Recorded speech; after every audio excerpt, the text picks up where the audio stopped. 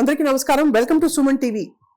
ఒకప్పుడు government job వచ్చిందంటే వెనక్కి తిరిగి చూసుకోవాల్సిన అవసరమే లేదు. ఎందుకంటే గవర్నమెంట్ జాబ్లో కొంత జీతాలు మోడరేట్గా అనిపించినా లాంగ్ టర్మ్లో ఆ బెనిఫిట్స్ కానీ ఆ సెక్యూరిటీ కానీ unmatched.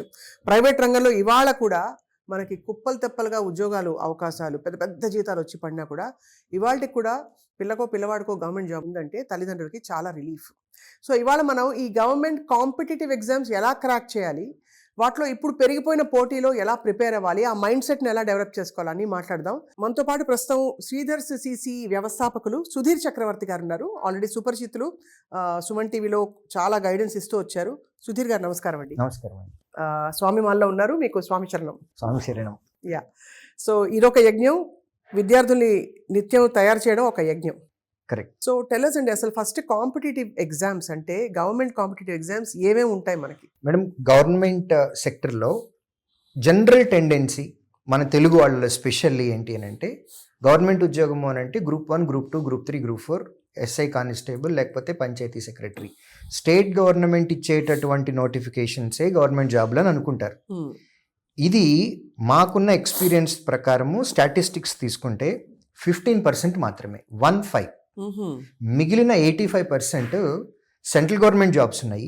At the same time public sector jobs కూడా ఉన్నాయి. రైట్. సెంట్రల్ గవర్నమెంట్ జాబ్స్లో staff selection commission, income tax enforcement bureau, తర్వాత సిబిఐ, సిబిఎన్, స్టాటిస్టికల్ ఆఫీసర్, ఇట్లా ఇవన్నీ కూడా కలిపి స్టాఫ్ సెలక్షన్ కమిషన్ వాళ్ళు నిర్వహిస్తారు. దీనిలోనే మన ఫారిన్ మినిస్ట్రీస్ కానివ్వండి, అన్నీ మన సెంట్రల్ గవర్నమెంట్ డిపార్ట్మెంట్స్ ఏవైతే మినిస్ట్రీస్ ఉన్నాయో రైట్, వాళ్ళు అన్నీ కూడా బీసీడీ గ్రూప్ పోస్టులన్నీ కూడా స్టాఫ్ సెలక్షన్ కమిషన్ వాళ్ళు రిక్రూట్ చేస్తారు. దీంతో పాటు రైల్వే రిక్రూట్మెంట్ ఉంది. అవును. At the same time public sector jobs ఉన్నాయి, లైక్ బ్యాంకింగ్ ఇండస్ట్రీ జాబ్స్. అవును. ఇన్సూరెన్స్ కంపెనీస్ కానివ్వండి, వైజాగ్ స్టీల్ ప్లాంట్, మనకి సింగరేణి తెలంగాణలో. ఇలా ఈ public sector jobs central government రెండు కలిపితే 85% ఉంటాయండి. తెలుగు స్టేట్స్ నుంచి స్టేట్ గవర్నమెంట్ ఇచ్చేవి 15%, మొత్తం కలిపితే 100%. రైట్. సో మరి ఈ జాబ్ నోటిఫికేషన్స్ అన్నీ మీరు ట్రాక్ చేస్తారా? మీరే ట్రాక్ చేసి మీ ఇన్స్టిట్యూట్లో ఈ కోచింగ్ పెడతారా ఆ జాబ్స్ని క్రాక్ చేసే ఎగ్జామ్స్ని? కోచింగ్ వరకు వచ్చేసేటప్పటికి మేము 3 మాడ్యూల్స్ చేస్తామండి. ఏ ఎగ్జామ్ అయినా సరే గ్రాడ్యుయేషన్ తర్వాత మీరు హయ్యర్ స్టడీస్కి వెళ్ళాలి అనన్నా, జాబ్కి వెళ్ళాలి అనన్నా 3 సబ్జెక్టులు కంపల్సరీ. ఈ 3 లేకుండా ఎగ్జామ్ అనేది జరగదు. Right. After graduation. Correct. Reasoning, quantitative aptitude, English, ఈ 3 కంపల్సరీ. ఇవి ఎవరైనా సరే నేర్చుకోవాల్సిందే. Whether you want to go for higher studies or you want to apply for any exam. Right. For that matter software jobs కానీ private jobs కానీ రాయాలన్నా కానీ ఈ స్కిల్ కావాల్సిందే. దీంతో పాటు జనరల్ స్టడీస్ కూడా చదువుకున్నారు అని అనుకోండి, రైల్వే ఎగ్జామ్స్ రాయొచ్చు. రైల్వేలో అడ్వాంటేజ్ ఏంటి అని అంటే ఇంగ్లీష్ ఉండదు. ఓకే. రూరల్ బ్యాక్గ్రౌండ్ నుంచి వచ్చాము, మేము తెలుగు మీడియం నుంచి వచ్చాము అని అనుకునేటటువంటి ఆస్పిరెంట్స్ ఎవరైతే ఉంటారో వారికి రైల్వే అనేది ఒక బిగ్గెస్ట్ అడ్వాంటేజ్. సైకలాజికల్గా కానివ్వండి, టెక్నికల్గా, సైంటిఫిక్గా ఏదైనా సరే. GS, English, reasoning and arithmetic, pure maths, వీటన్నిటికీ కలిపితే స్టాఫ్ సెలక్షన్ కమిషన్ ఈ ఎగ్జామ్స్ రాయొచ్చు. బ్యాంకింగ్, ఇన్సూరెన్స్ వీటిలో అనుకోండి జిఎస్ ఉండదండి. మనం మాట్లాడుకున్నటువంటి 3 సబ్జెక్టులు ఉంటాయి. కరెంట్ అఫైర్స్ ఉంటుంది, రెస్పెక్టివ్ సబ్జెక్ట్ నాలెడ్జ్ ఉంటుంది. Respective subject knowledge meaning banking exams అయితే బ్యాంకింగ్ అవేర్నెస్ ఉంటుంది, ఇన్సూరెన్స్ ఎగ్జామ్స్ అయితే ఇన్సూరెన్స్ అవేర్నెస్ ఉంటుంది. రైట్. సో ఇవి కామన్ సబ్జెక్ట్స్ అండి. ఇవన్నీ కనుక నేర్చుకున్నట్లయితే ఇండియాలో లీవింగ్ సివిల్ సర్వీసెస్ ఎగ్జామ్స్ మన తెలుగు స్టేట్స్లో వచ్చేటటువంటి గ్రూప్ 1, గ్రూప్ 2, గ్రూప్ 3, గ్రూప్ 4 ఇవి తీసేసిన తర్వాత ఒక గ్రాడ్యుయేట్ 99 నోటిఫికేషన్స్కి ఎలిజిబిలిటీ. అబ్బా. 99 నోటిఫికేషన్స్కి ఒక గ్రాడ్యుయేట్కి ఎలిజిబిలిటీ ఉంది. ఈ 99లో ఎవ్రీ ఇయర్ ఆన్ అన్ యావరేజ్గా 45 to 50 నోటిఫికేషన్స్ వస్తున్నాయి. ఈ అన్ని నోటిఫికేషన్స్కి కలిపి యావరేజ్గా ఒక గ్రాడ్యుయేట్కి 1,50,000 వేకెన్సీస్ అనేవి వస్తున్నాయి. ఐ రిపీట్, 1,50,000 ఉద్యోగాలు యావరేజ్గా వస్తున్నాయి అనండి. ఇదేదో ఒక సంవత్సరం వచ్చి రెండో సంవత్సరం రావట్లేదని కాదు. మేము 10 సంవత్సరాల క్రితం లాస్ట్ 10 years యావరేజ్ తీసుకున్నాము. It is close to 1,45,000+. Wow, అసలు నమ్మశక్యంగా లేదు. ఇది జనరల్గా ఎందుకు నమ్మలేకపోతున్నాము అని అంటే, మనకి ఇప్పుడు తెలుగు స్టేట్స్లో ఉన్నటువంటి ఏంటి అని అంటే, గవర్నమెంట్ ఉద్యోగం అన్న వెంటనే టీఎస్పీఎస్సీ నుంచి కానీ ఏపీపీఎస్సీ నుంచి కానీ నోటిఫికేషన్ వస్తే గవర్నమెంట్ జాబ్ వచ్చిందని ఫీల్ అవుతాం. అదే టీచర్ ఉద్యోగాలకి వాటికి కూడా. ఎగ్జాక్ట్లీ. డిఎస్సి కదా. Notification, SI notification, constable constable notification. Notifications ఉద్యోగాలు, అది భర్తీ కాలేదు, ఇది భర్తీ కాలేదు, నోటిఫికేషన్ ఇవ్వలేదని చూస్తున్నాం తప్ప ఎస్ ఈ మిగిలిన అవకాశాలని మనం అందిపుచ్చుకోవట్లేదు. Yes exactly. రైట్ సో దిల్సుఖ్ నగర్లో కానివ్వండి, అశోక్ నగర్లో కానివ్వండి, చాలా మంది గ్రాడ్యుయేట్స్ వాళ్ళని చూస్తే మాకు చాలా బాధేస్తూ ఉంటుంది. ఎందుకంటే నోటిఫికేషన్స్ కోసం ఫైట్ చేస్తూ ఉంటున్నారు. They are keeping their life in to risk. Right. ప్రతి మనిషికి కూడా 21 నుంచి 25 సంవత్సరాల పీరియడ్ ఏదైతే ఉంటుందో దట్స్ అ గోల్డెన్ పీరియడ్ స్వప్న గారు. అవును. ఎందుకంటే ఆ టైంలోనే మీ 25 ఇయర్స్ నుంచి మీ రిటైర్మెంట్ వరకు మీరు ఎలా గడపబోతున్నారు అనేది డిసైడ్ చేసే పీరియడ్ ఆ 4 ఇయర్స్. అవును. ఆ 25 దాటిన దగ్గర నుంచి మనకి బోలెడన్ని ప్రెజర్స్ వస్తూ ఉంటాయి. ఫ్యామిలీ తాలూకు ప్రెజర్స్, రెస్పాన్సిబిలిటీస్, రిలేటివ్స్ నుంచి వాళ్ళ తాలూకు అవమానాలు, లేకపోతే క్వశ్చన్స్. ఎప్పుడు కనపడినా ఎలా ఉన్నావని కూడా అడగరు.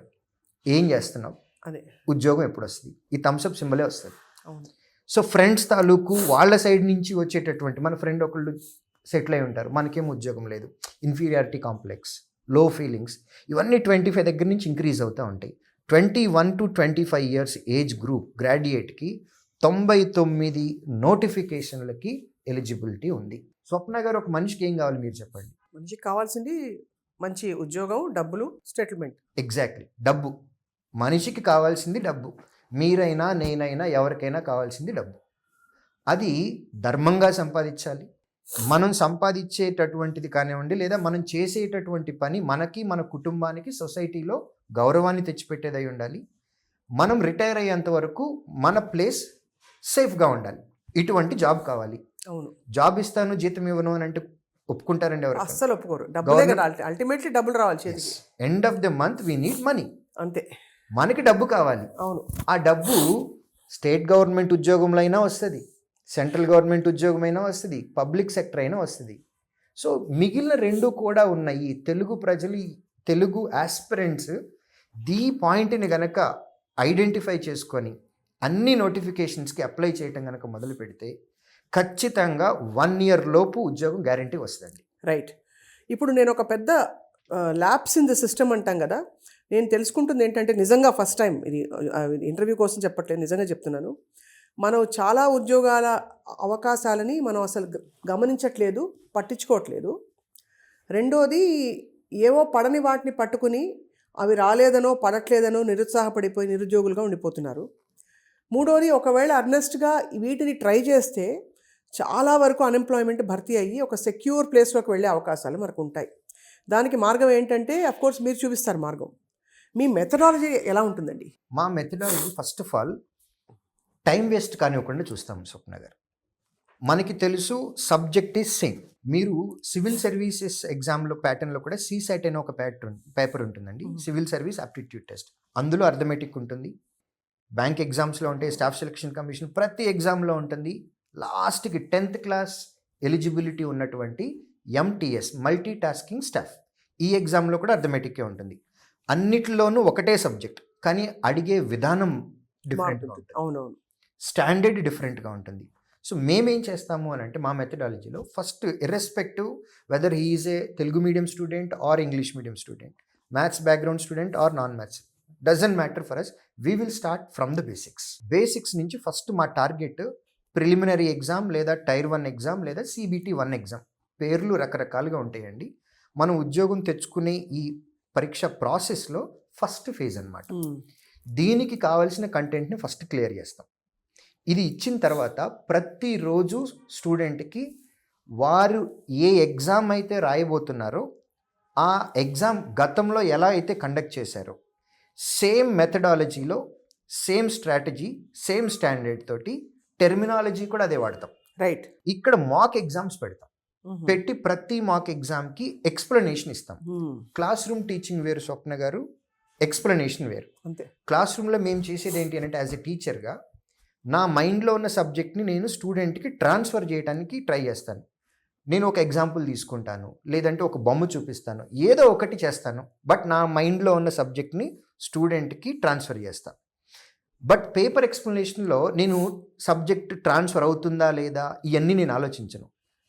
కరెక్ట్గా 30 seconds to 40 secondsలో ఆన్సర్ వస్తుందా రావట్లేదా, నేను ఇదే మాట్లాడుకుంటాను. సో ఎగ్జామ్లో ఆ క్వశ్చన్ వస్తే ఎలా చేయాలి అనేది మాత్రమే పేపర్ ఎక్స్ప్లెనేషన్లో వాడతాం. ఇది చేయటం వల్ల ఆల్రెడీ బేసిక్ నాలెడ్జ్ ఉంది. ఈ ప్రాసెస్లో ఒక క్వశ్చన్ 4-5 రకాలుగా చేసిన ఆన్సర్ వస్తుంది. That's the beauty of aptitude, quantitative aptitude. వీటిల్లో ఏ క్వశ్చన్కి ఏ మెథడ్ కరెక్ట్ అనేది పేపర్ ఎక్స్ప్లెనేషన్లో తెలుస్తుంది. ఓకే, ఇది చేయటం వల్ల ఎగ్జామ్లో వాళ్ళకి ఏ క్వశ్చన్ వచ్చినా సరే ఇది ఆల్రెడీ మనం రాసింది అనే కాన్ఫిడెన్స్ ఉంటుంది. ఒక్కొక్క క్వశ్చన్ ఆన్సర్ వస్తూ ఉంటే మనకు కూడా యాస్పిరెంట్కి కూడా చాలా ఎగ్జైటింగ్గా ఉంటుంది. నెక్స్ట్ క్వశ్చన్స్కి వెళ్ళటానికి పాజిటివ్ మూడ్ తోటి ముందుకు వెళ్ళిపోతారు. రైట్. ఇది అయిపోయిన వెంటనే దీంతో పాటు ప్యారలల్గా ప్రిలిమ్స్ అయిపోయిన తర్వాత మెయిన్స్ లెవెల్ కోచింగ్ ఇస్తాం. దానికి స్పెషల్గా టార్గెట్ మెయిన్స్ అని ప్రోగ్రామ్ ఉంటుంది. ఆ టార్గెట్ మెయిన్స్ ప్రోగ్రాంలో మెయిన్స్ కంటెంట్ మాత్రమే డిస్కస్ చేస్తాం. అక్కడ బేసిక్స్ ఏమి డిస్కస్ చేస్తాం, హై లెవెల్లో వెళ్ళిపోతాం. ఇది అయిపోయిన తర్వాత ఆఫీసర్ పోస్టులకి ఇంటర్వ్యూస్ ఉంటాయి. ఆ ఇంటర్వ్యూ గైడెన్స్ ఇస్తాము. ఒరిజినల్గా ఫైనల్ మాక్ ఇంటర్వ్యూ ఎలా అయితే జరుగుతుందో, అంటే 5 ఉండి మధ్యలో ఒకళ్ళ ప్యానెల్ మెంబర్ ఉండి కాంబినేషన్ ఉంటుందండి. సేమ్ ఫైనల్ ఇంటర్వ్యూ ఎలా అయితే జరుగుతుందో అలానే మాక్ ఇంటర్వ్యూస్ కూడా ఇక్కడ చేస్తాం.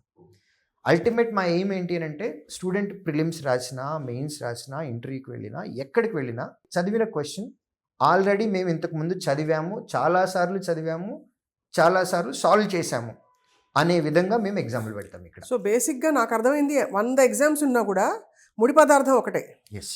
సో దానికి ప్రిలిమ్స్ ఉంటుంది, మెయిన్స్ ఉంటుంది, తర్వాత మీకు ఎగ్జామ్ రౌండ్ ఉంటుంది. ఈ 3 గనక వాళ్ళు క్లియర్ చేయగలిగితే ఏ ఎగ్జామ్ అయినా ఏ ఫామ్లో వచ్చినా వాళ్ళు క్లియర్ చేయడానికి సంసిద్ధం అవుతాం.